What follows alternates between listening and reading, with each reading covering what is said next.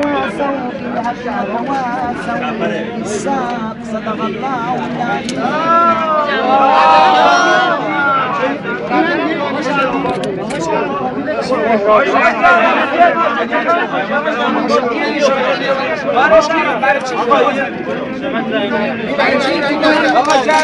شما عرض کنم که من خودم تو طبیعت زیاد لذت میبرم.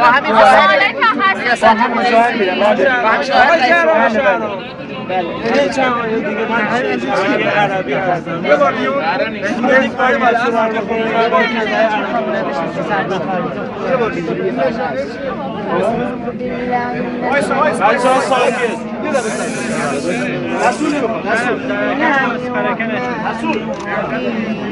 والآس إن الإنسان لفي خسر إلا الذين آمنوا وعملوا الصالحات وتواصوا بالحق وتواصوا بالصبر.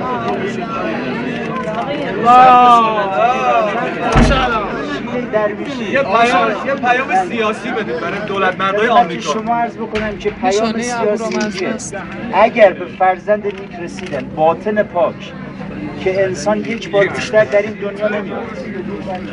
من فقط از خدا میترسم، هیچ ترسی به دل ندارم، به خدا قسم. شهادت واسه ما افتخاره که حق و باطل از زمان حضرت آدم بوده. حق بهش جاش، باطل که مشخصه دیگه، جهنم جاشه. با آمریکا رابطه برقرار می‌کنید؟ خدمت شما عرض می‌کنم که در راه خداشناسی باشن، در راه معرفت باشن، چرا که نه. چقدر فکر می‌کنید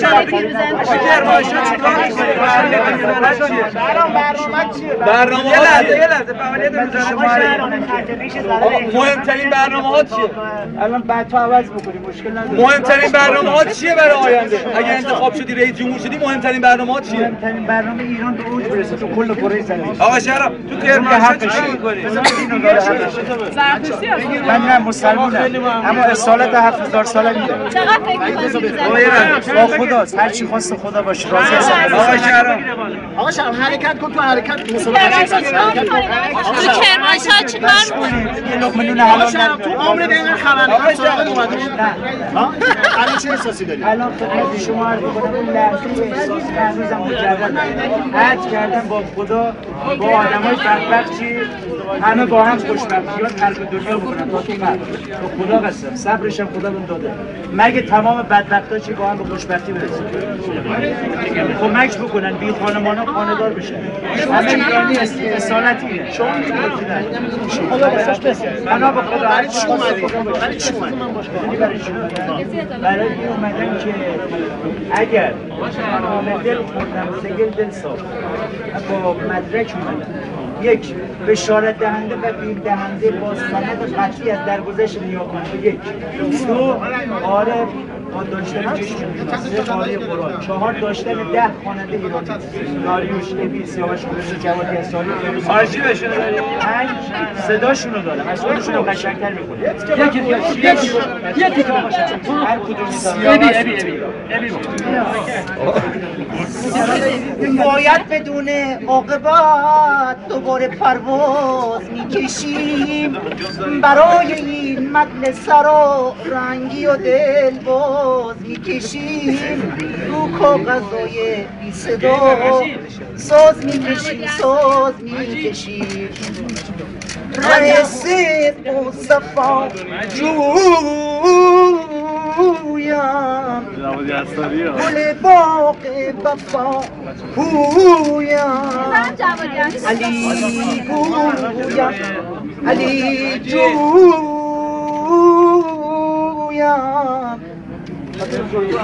با یار موندگار خلوت ما بی حساب مسلخ جنجینه ها جنگل بی برگ و باد دو گوش سیاوش قمشی با کتبی هم رو تایی نامه بی اسم و امضا کوچه دفاع حسینی ها برسه به دست بابا دو گوش دو گوش من شما دل پاچ باشه من از اینجا نیستم دل پاچ باشه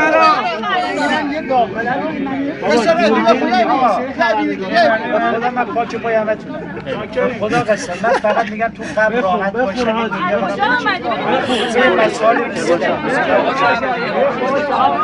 آقا